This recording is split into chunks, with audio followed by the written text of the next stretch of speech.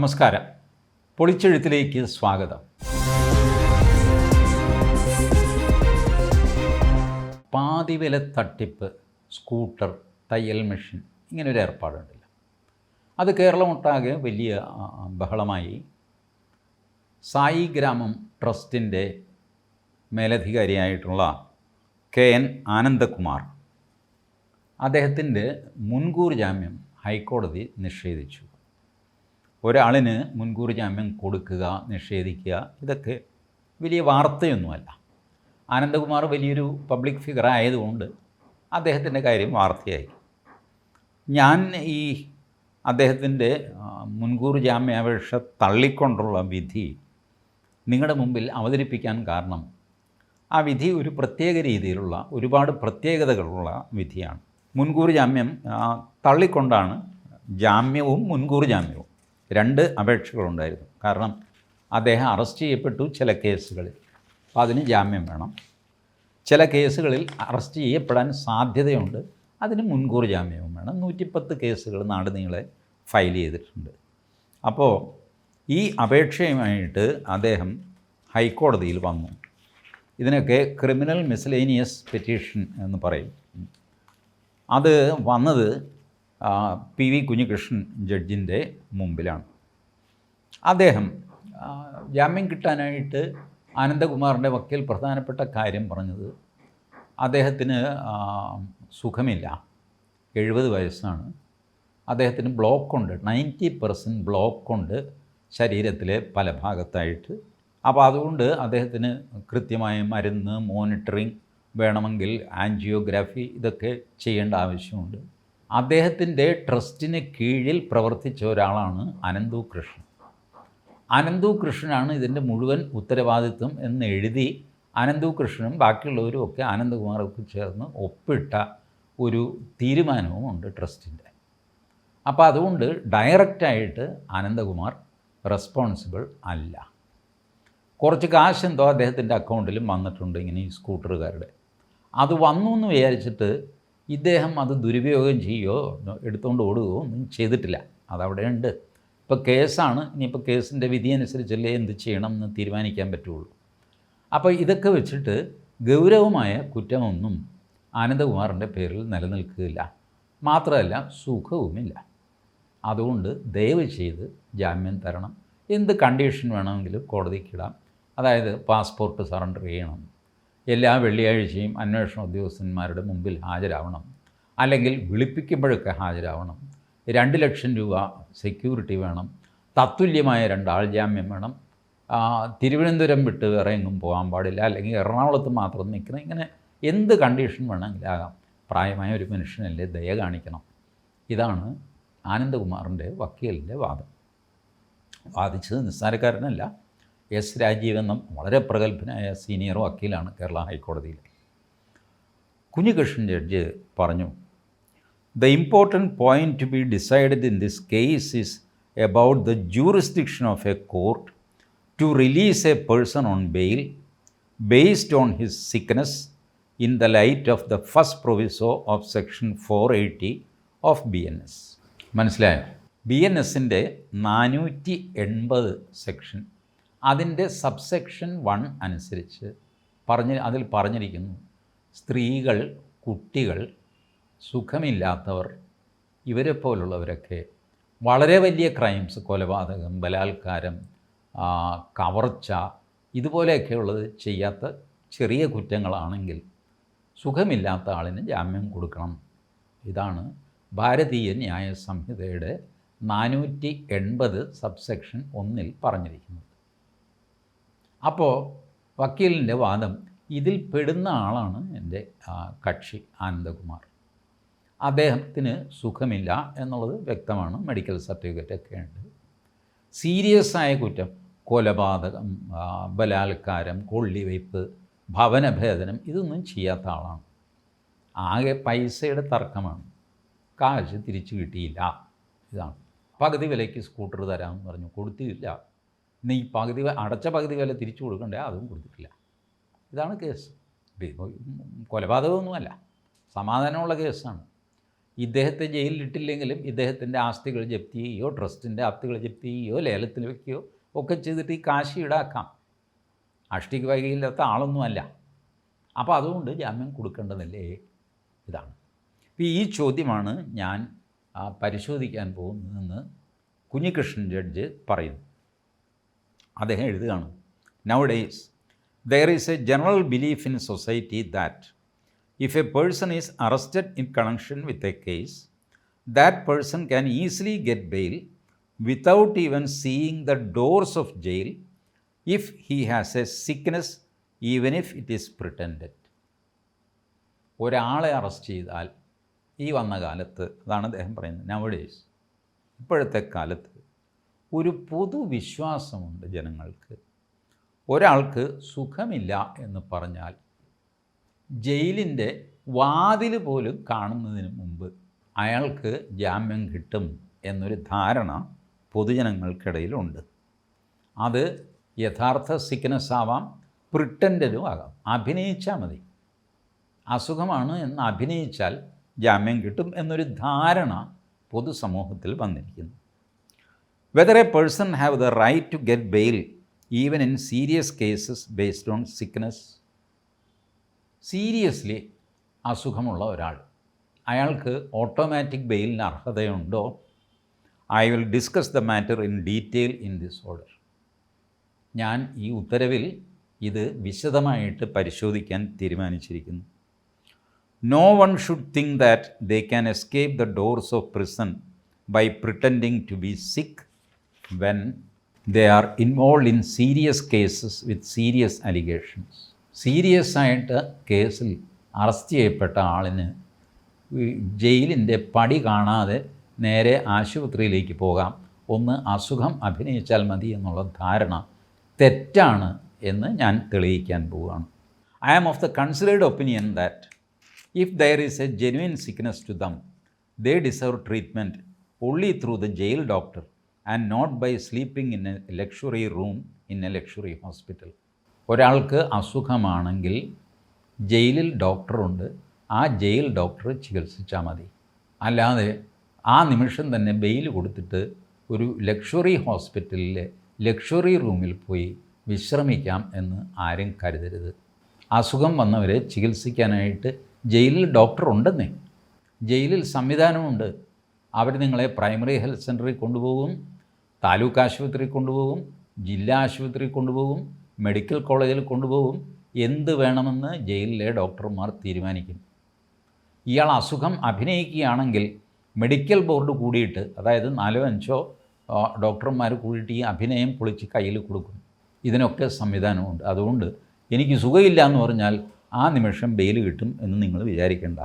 എനിക്കൊരു നെഞ്ചുവേദന വന്നു, ഉടനെ എന്നെ RCCയിൽ കൊണ്ടുപോകണം, അല്ലെങ്കിൽ തിരുവനന്തപുരം മെഡിക്കൽ കോളേജിൽ കൊണ്ടുപോകണം, എനിക്ക് കോസ്മോപൊളിറ്റൻ ആശുപത്രിയിൽ പോകണം, ഇങ്ങനെയൊന്നും പറയാൻ നിങ്ങൾക്ക് അവകാശമില്ല. അത് ജയിൽ ഡോക്ടറും മെഡിക്കൽ ബോർഡും ഒക്കെയാണ് തീരുമാനിക്കുന്നത് നിങ്ങളെ കൊണ്ടുപോകണോ വേണ്ടതെന്ന്. അവരും ഒക്കെ ക്വാളിഫൈഡ് ഡോക്ടർമാരാണ്. കുഞ്ഞികൃഷ്ണൻ ജഡ്ജിക്ക് ഇങ്ങനെയൊക്കെ പറയാമെങ്കിലും ഇതുപോലെ ഒരുപാട് പേരെ കൊണ്ടുപോയിട്ടൊക്കെ ഉണ്ട് കേട്ടോ. നമ്മളുടെ ഇപ്പോൾ സ്ഥിരം TV ഡിബേറ്റിൽ ഉപയോഗിക്കുന്ന ഒരു ക്യാരക്ടറല്ലേ സ്റ്റാൻ സ്വാമി, കേട്ടില്ലേ? സ്റ്റാൻ സ്വാമിയെ ജയിലിലിട്ട് കൊന്നില്ലേ? സ്റ്റാൻ സ്വാമിയെ ജയിലിലിട്ടൊന്നുമില്ല പോകുന്നത്. സ്റ്റാൻ സ്വാമി ഇതുപോലെ എനിക്ക് സുഖമില്ല, അങ്ങനെ പ്രായമായ മനുഷ്യനായിരുന്നു. അപ്പോൾ വാർദ്ധക്യ സഹജമായ അസുഖങ്ങൾ വരുമല്ലോ. എനിക്ക് സുഖമില്ല, എന്നെ ഇന്ന ആശുപത്രിയിൽ കൊണ്ടുപോകണം. സ്റ്റാൻ സ്വാമി ആപ്ലിക്കേഷൻ മൂവ് ചെയ്തു. അദ്ദേഹത്തിന് പരിചയവും ഇതുമൊക്കെയുള്ള ഒരു ആശുപത്രി, ആരോ നടത്തുന്ന ആശുപത്രിയാണ്. അവിടെ എന്നെ കൊണ്ടുപോകണം. അത് കോടതി അനുവദിച്ചു. ശരി, അങ്ങേര് പറയുന്ന ആശുപത്രിയിൽ അങ്ങേരെ കൊണ്ടുപോകും. അവിടെ കൊണ്ടുപോയി. ആ ആശുപത്രിയിൽ ചികിത്സയും നടന്നു. പോലീസ് കാവലും ഉണ്ടായിരുന്നു. ജാമ്യത്തിലാണല്ലോ പുള്ളി.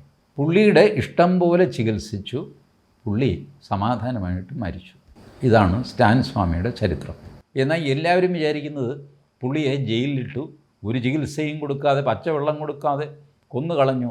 ക്രിസ്ത്യാനികളോട് BJPക്കുള്ള വിരോധം. ഇവിടെ ക്രിസ്ത്യാനിയും BJPയും ഒന്നുമില്ല. ഈ മനുഷ്യൻ ചോദിച്ചു വാങ്ങിച്ചാൽ എനിക്ക് ഇന്ന ആശുപത്രി പോകണമെന്ന് പറഞ്ഞു.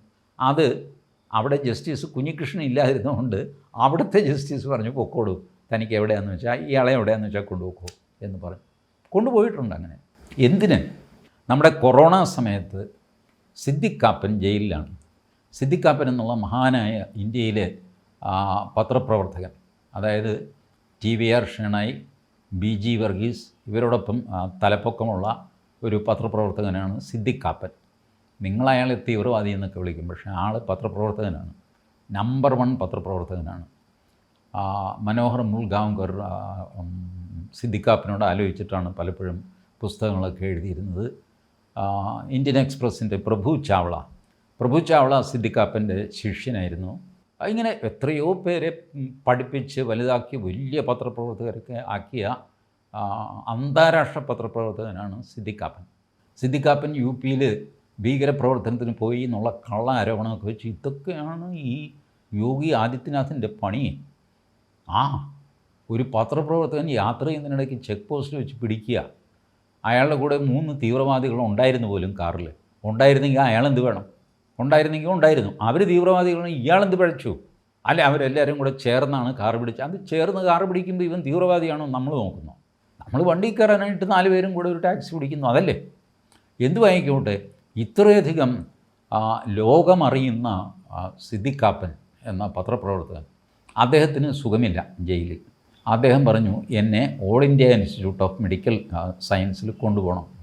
അവർ പറഞ്ഞു, ഇവിടെ അടുത്തെങ്കിലും എവിടെയെങ്കിലും കൊണ്ടുപോകാം, 4 വശത്തും കൊറോണയാണ്, നിങ്ങളെയും കൊണ്ട് തെക്ക് വളർത്തണമെന്ന് വേറെ വല്ല കുഴപ്പവും സംഭവിച്ചാൽ നിങ്ങൾ വഷളാകും. പറ്റില്ല. ഇയാൾ സുപ്രീം കോടതിയിൽ ഇയാൾക്ക് ആളുണ്ടല്ലോ, അഭിഷേക് മനു സിംഘിയുണ്ട്, കപിൽ സിബലുണ്ട്, ഇവരൊക്കെ ഫ്രീ ആയിട്ട് സിദ്ദിഖ് കാപ്പന് വേണ്ടി വാദിക്കും. അതാണ് രസം.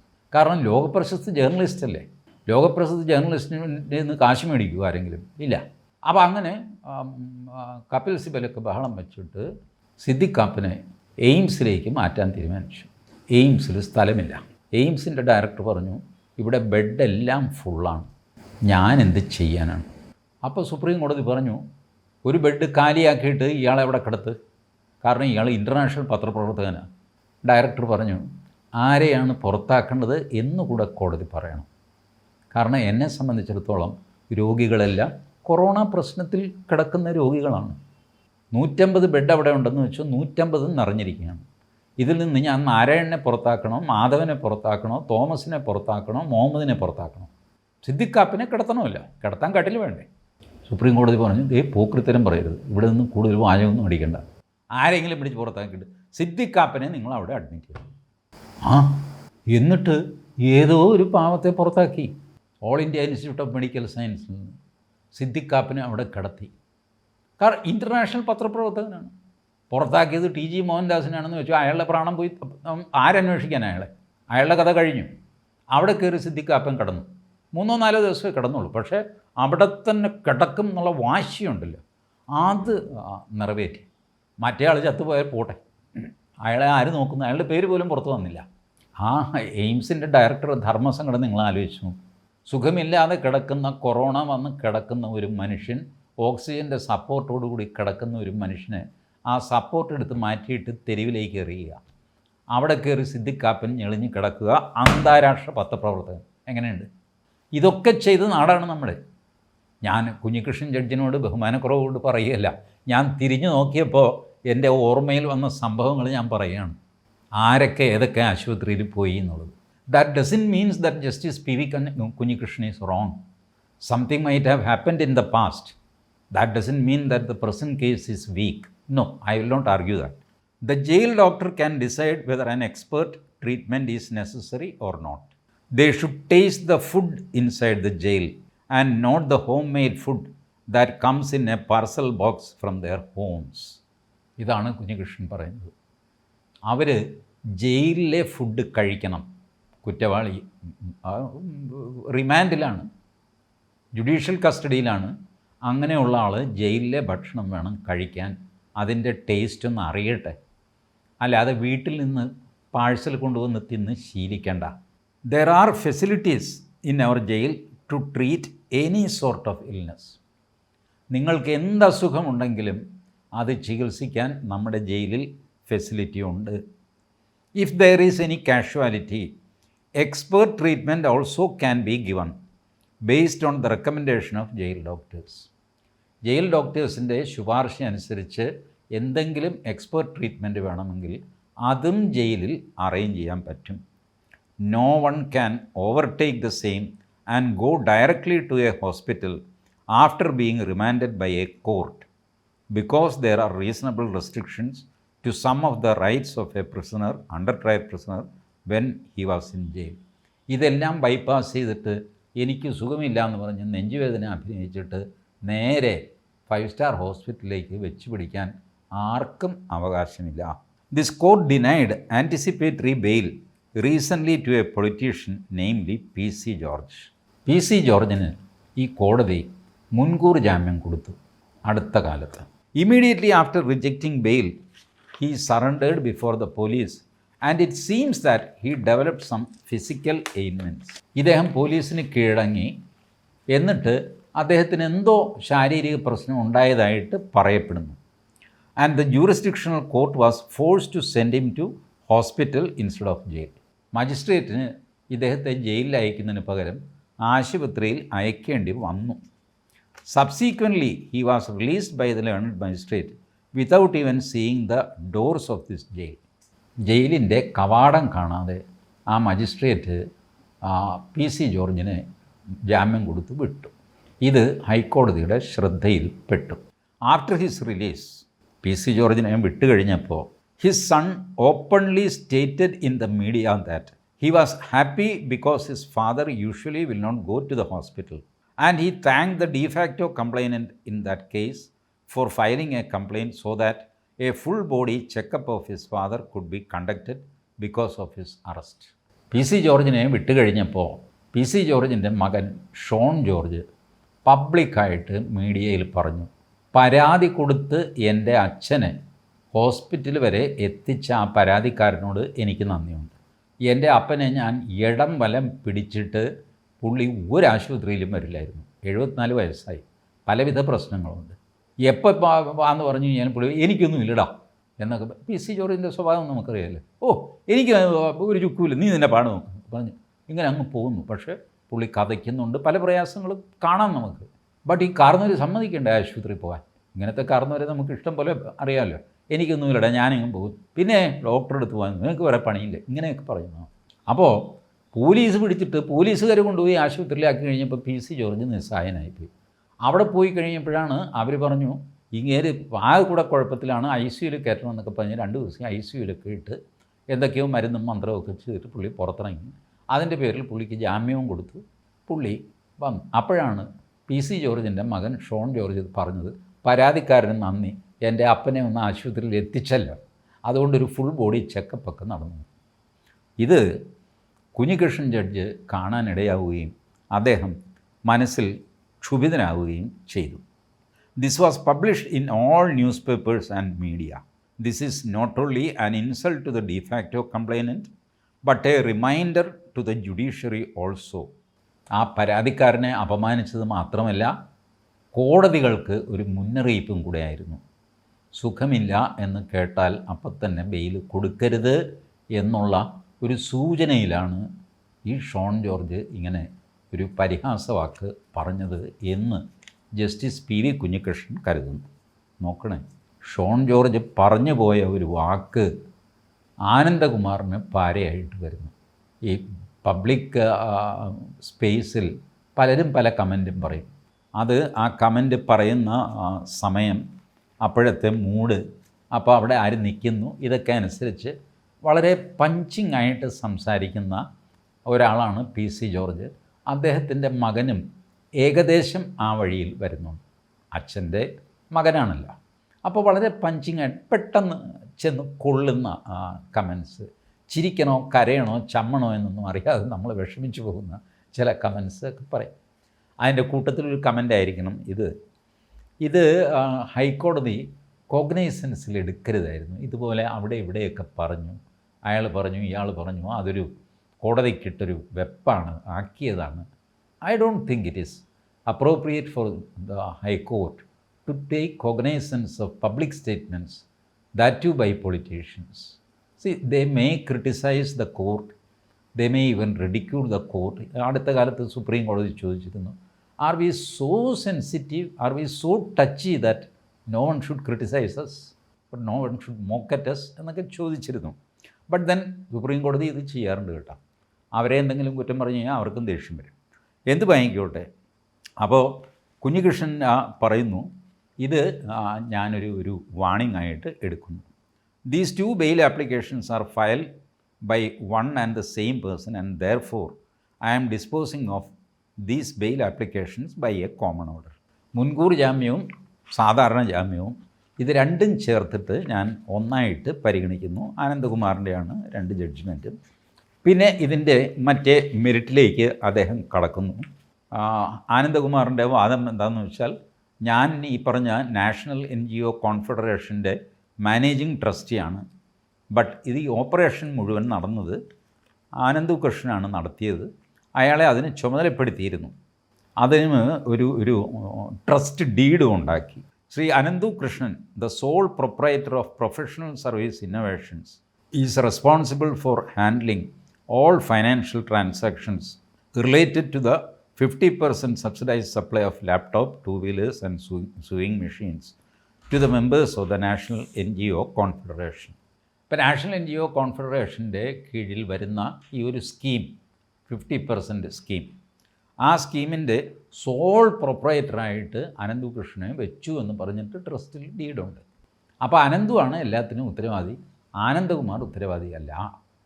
കുഞ്ഞികൃഷ്ണൻ, ജസ്റ്റിസ് കുഞ്ഞികൃഷ്ണൻ പറഞ്ഞു, നിങ്ങൾ ഒരാളെ ഈ ചുമതല ഏൽപ്പിക്കുന്നു, അയാൾ ആ ചുമതല നേരെ ചെയ്യുന്നുണ്ടോ എന്ന് നോക്കാനുള്ള ബാധ്യത നിങ്ങൾക്കില്ലേ?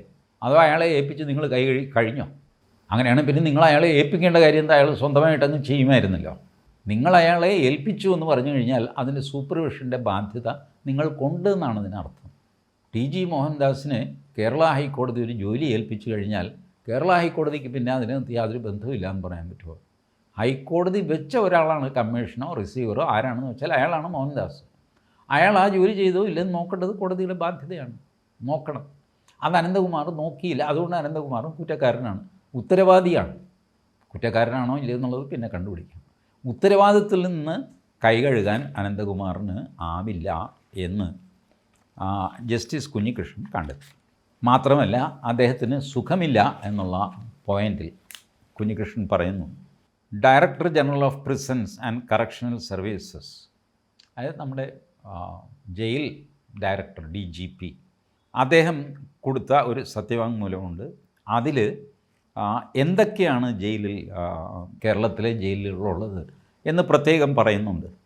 They have made arrangements to provide timely treatment to the inmates. Medical facilities for inmates are functioning in 3 central prisons, Thiruvananthapuram, Kannur, Viyyur. അവിടെ ഫുൾ ടൈം മെഡിക്കൽ ഫെസിലിറ്റി ഉണ്ട്. 2 ഓപ്പൺ പ്രിസൺസ്, നെട്ടുകാൽത്തേരിയും ചീമേനിയും. District jail Ernakulam, as doctors are posted at these places. The services of medical officer and paramedical staff is available. അത് കഴിഞ്ഞിട്ട് normal illness be treated in hospital blocks in the jails. Inmates are also sent to all government medical college hospital, all government dental college hospital, regional institute of ophthalmology, regional cancer center, Sri Chitra Tirunal Institute of Medical Science and Technology, mental health centers. സകല ആശുപത്രിയിലും കൊണ്ടുപോകാനുള്ള സംവിധാനങ്ങൾ ജയിലിലുണ്ട്. അതിനാൽ ആനന്ദകുമാർ വിഷമിക്കേണ്ട കാര്യമില്ല, മര്യാദയ്ക്ക് ജയിലിൽ പൊക്കോ, ഇപ്പോൾ ജാമ്യം തരുന്നില്ല എന്ന് ചുരുക്കം. ഇതാണ് ആനന്ദകുമാറിന് ജാമ്യം നിഷേധിക്കാനുള്ള കാരണം. ഞാൻ ഈ ജഡ്ജ്മെൻറ്റ് നിങ്ങളെ അറിയിക്കാൻ കാരണം ഈ PC ജോർജിൻ്റെ മകൻ്റെ ഒരു സിമ്പിൾ നിഷ്കളങ്കമാണ് എന്ന് ഞാൻ കരുതുന്ന ഒരു കമൻറ്റ്, അത് കോടതി കോഗ്നൈസൻസിൽ എടുക്കരുതായിരുന്നു എന്നാണ് എൻ്റെ അഭിപ്രായം. ഈ പൊളിച്ചെഴുത്ത് ഇവിടെ അവസാനിക്കുന്നു. പുതിയൊരു പൊളിച്ചെഴുത്തുമായി വീണ്ടും കാണാം. നമസ്കാരം.